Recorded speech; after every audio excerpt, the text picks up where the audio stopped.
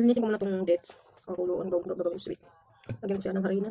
Tapos, butter. Tigas siya eh. Ano na itong dates na to.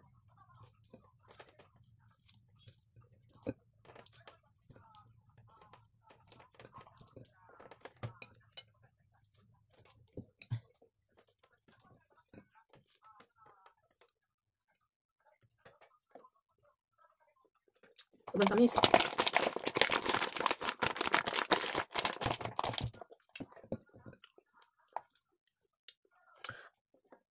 Hinog na masyado siya eh. Lutong-luto na. Kasi sobrang tamis na niya. Saka kumakain ng asukal.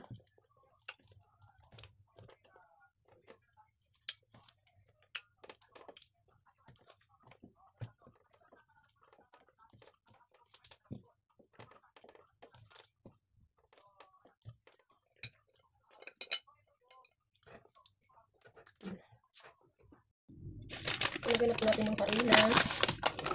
Lagyan natin ng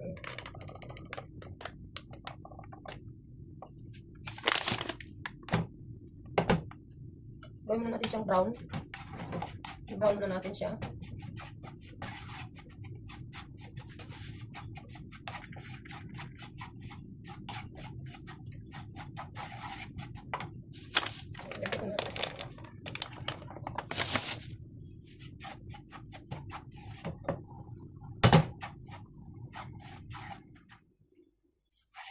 Ayan, maging ano na siya, brown na siya. Pinaano ko lang yung harina, pinabrown ko lang siya.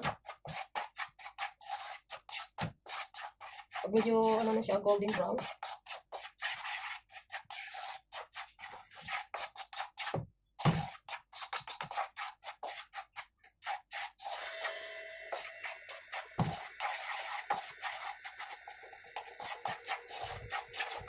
Brown na siya, golden brown. Lagay na natin yung lagyan natin ng butter.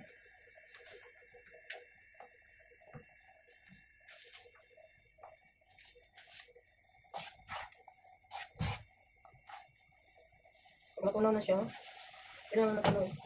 Si butter na yun.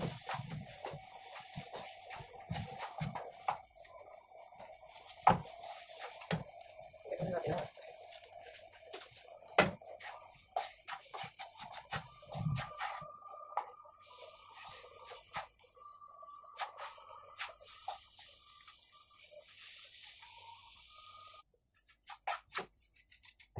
Maging golden na siya. Kung saan natin lalagay yung dates. Yan.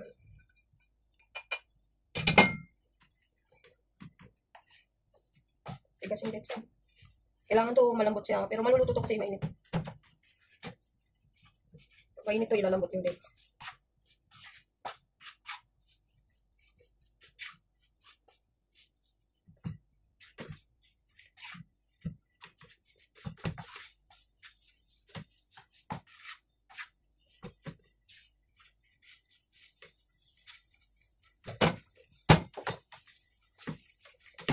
May na lang apoy niya.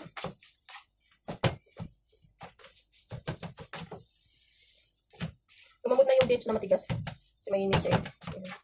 Medyo kulang yung harina. Dapat marami konti. Pero okay na rin kasi yan. Sobrang tamis naman din. Kailangan to yung ano talaga siya. Ang pino siya.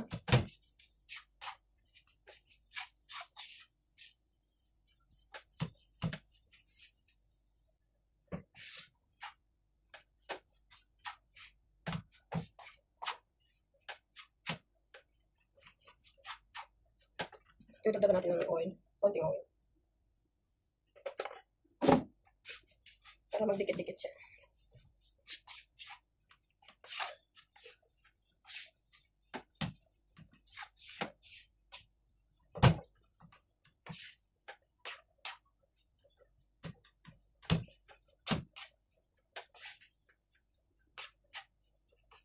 Ayan siya guys. Sweet na siya na dates. Paborito ito ng mga Arabo eh. Kasi nung nagtatrabaho pa ako sa kanila, ganyan na lagi nila pinapaluto. Yung dates na may harina. Pag ganitong tuwing Ramadan. Sa kanila ko lang ito natutunan eh. Kailangan to siyam na gano'n yung... Pero magdikit-dikit ito mamaya eh. Lumabot na yung dates na ang tigas-tigas na kanina eh. Ayan. Ayan naman kami sweet na dates.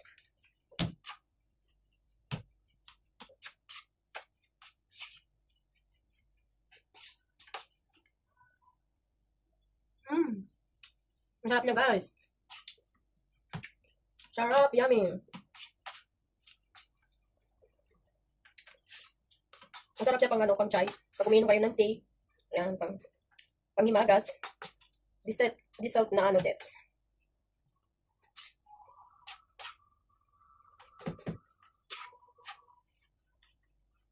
Ayan, may dessert na tayo, guys. Medyo ano pa natin yung ano, para maglambot. Malambot na siya eh. Kanina ang tigas ng dates. Tapos nung ano na siya sa mainit, lumambot siya. Pero ang sarap. Yummy.